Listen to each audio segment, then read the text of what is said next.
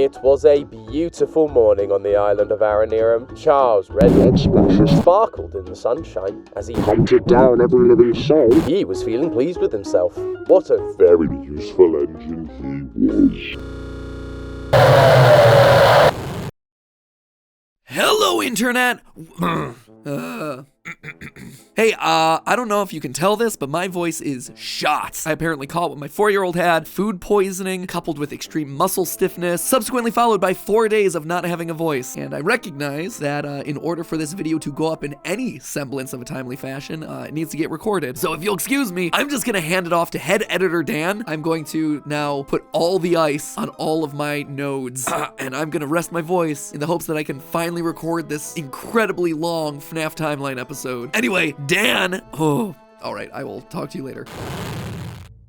Hello, Internet! Welcome to Game Theory, the show that always choo-choo chooses violence, just like how you should always choo-choo choose to hit that subscribe button. Go on, do it. And I can't believe Matt made me read that. Yes, hi, hello. It's head editor Dan stepping in for a very sick Matt whose voice apparently has died and gone to theory heaven. But enough about that. Dear viewer, let me introduce you to Choo Choo Charles, an indie horror game where your goal is to stop an unstoppable man-eating spider train. Wow, he really does not like fire, does he? You can just give up. I don't know if you've noticed this. You're not making much progress here, bud. Okay, the moderately stoppable man-eating spider train. Ooh. Oh, you can't get me.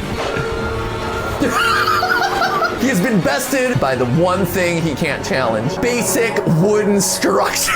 Okay, he might be a little stoppable. Anyway, regardless of his threat level, it's our job to get rid of him. To do that, we must find 3 mystical eggs in various mines throughout the island. While on our quest, the game presents us with a bunch of questions. Questions about a mysterious background. Questions about the nature of this evil spider train. Questions about pickles. Just pickles. I need my pickles!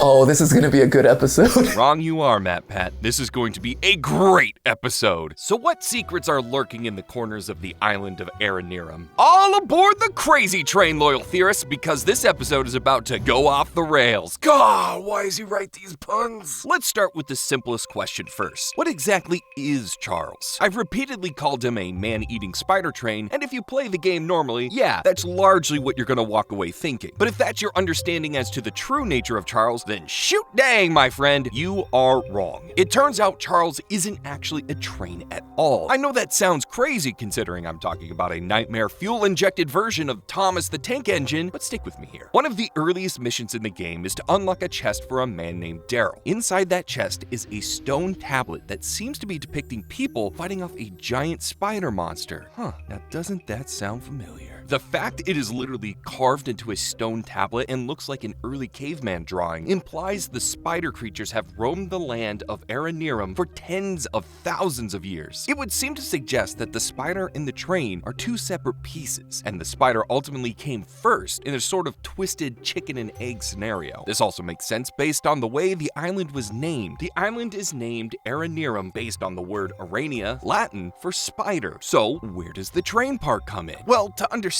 that, we need a bit of history about the island. Throughout the game, we learn the story of Warren Charles III, a rich tycoon that started a gold mining operation on the island. And we see evidence of his operation everywhere. Large open mine shafts, mine carts, tools, tall buildings full of essential mine-related paperwork. Ah yes, my room dedicated to my filing cabinet. But most importantly, he brought his trains. Warren is the reason for the rails running all around the island. He needed mining trains to carry his spoils to and from the mines. In fact, when we get our first train from Eugene at the beginning of the game, you can see the Charles Mining Company logo plastered on the side. So on that note, have you ever stopped to take a look at Charles' train cabin? I understand that the answer is likely no. When a spider train is doing everything it can to eat your face, naturally you're not going to walk towards it and ask for an inspection. But if you do manage to get a closer look right before you're devoured, you may notice on the side of the cabin is a logo for the Charles Mining Company. The train belonged to Warren. It was not part of Charles' original body. In fact, I think we can pinpoint exactly when Charles came into possession of the train. In the first mine we visit, there's a note left by Eugene that tells us this. While mining the farthest tunnel, we broke through a wall and into a large cavern. There's something strange here, and we don't know what it is. Now, Charles isn't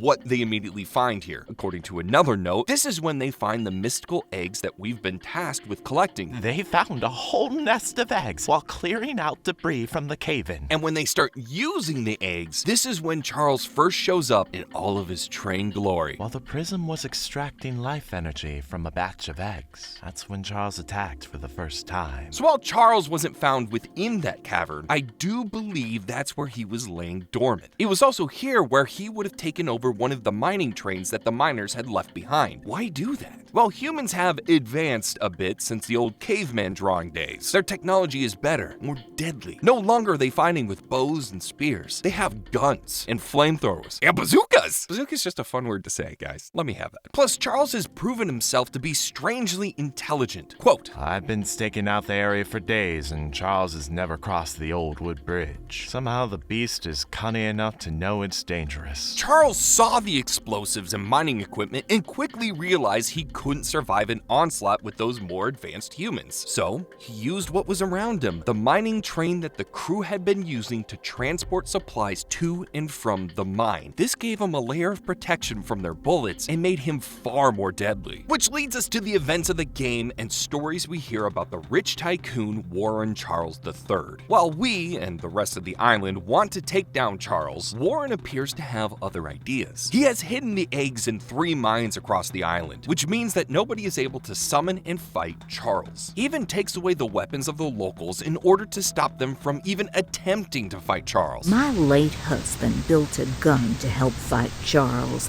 but Warren's goons stole the barrels and took him up to their camp. So immediately, this guy gives off strong villain vibes. But his evil deeds don't stop there. We're told in another note found on the island that he made us bring our families to this hellhole, so we never need to leave or to keep information about his business practices away from the mainland. That's right, Warren is a shady businessman. Shocker. Mr. Warren never told anyone from the mainland about his mining operation here. He never even reported the cave-in. He hasn't paid us since then. Our living quarters are atrocious. Top it all off, none of us miners ever received copies of our paperwork. So not only did he accidentally release an ancient spider demon, not only did he lure everyone away from the mainland to keep them quiet about his dirty dealings, but he also committed the biggest sin of all. He didn't issue his workers their W-2s. Now how are they gonna file their taxes? Wow, thanks Matt. Really wanted to think about tax season right now. Though I have to ask, what did you expect from a guy with a horseshoe mustache, cowboy hat, and yellow suit? Call me crazy, but with an outfit like that, trustworthy isn't the first thing that springs to mind. Banana cowboy is what immediately springs to mind. Editor, can we get a banana cowboy? Oh, that is excellent. That said, there are even larger accusations being thrown at Warren. The local theorist Greg, a conspiracy theorist, suspects that Warren may actually be using Charles in a plot to take over the world. And you can tell that Greg is trustworthy because he doesn't wear a yellow suit. In fact, he's so trustworthy he doesn't wear anything. According to Greg, Warren Warlord III is trying to hatch and raise more of these 8-legged critters. A whole army for who knows what purpose. Warren must have realized how powerful these things are, and rather than protect us from them, wants to use them to take over the world. So there we have it. Case closed. Warren is in cahoots with Charles and is trying to conquer everything, right? Wrong. You guys know Matt. You know that Matt personally loves yellow jackets. You guys also know that Matt isn't going to just trust any theory out there, especially when the accuser signs his name Genius Extraordinaire. So we did some digging to see whether Warren was really the mustache-twirling villain everyone thinks he is. And if you go through the game and find all the notes, you start to see a different side of the story. A note you find in a random shack on the northeast side of the island tells us that the Charles family is rather wealthy, with lots of success in the mining industry. However, the writer goes on to say, I'm surprised he's choosing to take such a risk here. Some people have taken this to mean that Warren knew something everyone else didn't, that he knew about the eggs. If this family was so wealthy, why would he risk coming to the island just for the sake of gold? And while that certainly makes a lot of sense, it's far from the only interpretation. In fact, if you find more of the lore sprinkled sprinkled across the island, you'll quickly come to learn that Warren isn't as wealthy as everyone thinks he is. During the mission for Ronnie, in the center of the island where we have to climb a series of old towers built by Warren to retrieve some paperwork, there's a note you can find that tells us we'll need to strike gold fast if we want any chance of avoiding bankruptcy. The note is written in the first person. It's from the perspective of a person who set up this mining operation. And given these towers are where important employee paperwork is filed, files that Ronnie tells us no employee ever received, it gives me reason to believe this note is from none other than Warren himself. He set up the mining operation. He was looking for gold. And it's all because his company was running out of money. He wasn't necessarily bankrupt from the expedition, but he wasn't far off. And this was a last-ditch effort to save the company. That's why he took the risk. It wasn't for the spider eggs, thank God. It really was for gold. Again, I've seen people online suggest he was looking to sell these eggs for profit, only to realize how dangerous they were. But that also doesn't line up with what we see in the game. The character Gale tells us that while under Warren's orders, he was responsible for hiding the eggs and protecting them. We also see this echoed in a note from one of the mine shafts. Make sure nobody goes near the egg.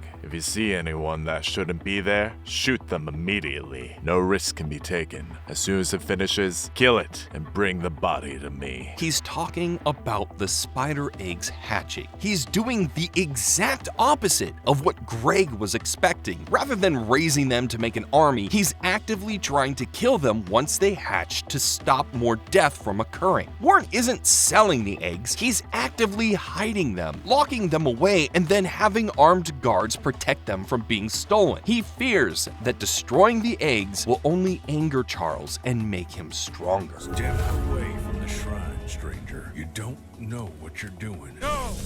No! You fool! You doomed us all! That's not an option. So instead, the only solution is to isolate the eggs, wait for the baby spiders to hatch, and then kill them. What's even less evil is that after the Charles incident, Warren starts evacuating people, at least according to the note from Gale. Yeah, everyone on the island is convinced this guy is evil and wants everyone to stay and die on the island, but at least to start with, that wasn't actually the case. I've been praying someone from the first evacuation group would just send back another boat, but I guess they all think that George's supply boat is still evacuating people. Fun fact, we actually know someone that was on the first evacuation boat. During the game's tutorial, we hear this line. That gun you were looking at wasn't on here when I was evacuated from the island. Good old Eugene. May his memory live on, just like Matt's voice. When you consider all this, it absolutely explains why Warren never informed the mainland about the cave-in. This wasn't about hiding bad business practices. It was about trying to stop others from coming to the island and either dying to the sharp legs of Charles or trying to destroy the eggs themselves. He was afraid of escalating the situation, and his fears are 100% founded because look who decides to show up, us. And what do? Escalate the situation. We kill Warren's guards. We steal the eggs. We try to do the exact thing Warren was trying to prevent. Destroy the eggs. And lo and behold, it makes Charles stronger. The only mistake Warren made was doubting us. He didn't expect us, or anyone, to be able to win the final battle. But can you blame him? We're talking about a giant hex spider protected by a train shell. I'd have my doubts too. Warren isn't the villain of Choo Choo Charles. He's just a businessman desperately digging for gold to try and save a dying family business, only to unearth a horrible monster instead. And if that wasn't bad enough, his employees abandon him. They all turn their backs on him and betray him. He saw the danger that was in front of them and actively tried to prevent Charles from becoming stronger. He evacuated people from the island and he didn't tell anyone else about it so there wouldn't be more deaths. And what did he get for his good deeds? Some face-to-face time with a monster he tried so desperately to keep contained. Or maybe, just maybe, Warren knew something bigger and something more dangerous was coming. And I'm not talking about the cave full of Charles eggs that show up during the post-credit scene. Oh no, my friends! I'm talking about this ominous warning found in a hidden note from one of the shrines. Beware the bus. His name is Gus. He's not on the island though, so don't worry too much. When you go back to the mainland, don't ride the bus. Gus bus. Bus the Gus. He's bad and fast. Charles fears Gus. Forget about spider trains. Now we're talking about something really scary. Spider buses. Great. Gotta be honest, the scariest thing about the spider bus would be the germs coming from the guy sitting next to you. Now that is what I call horror. But hey, it's all just a theory. A game theory. Thanks for watching. And hey, if you want to keep riding the rails of quality content, be sure to check out some of our other indie horror theories, like this one on the monster inside Amanda the Adventurer. Or if you like the idea of a video game lying to you, you can always check out The Lore of Evertale, the game that literally made fake ads to get people to download it. That one is a real wild ride. As always, don't forget to subscribe. This has been Head Editor Dan, and I'm going back into the editor dungeon where I will maybe find some scraps on the floor.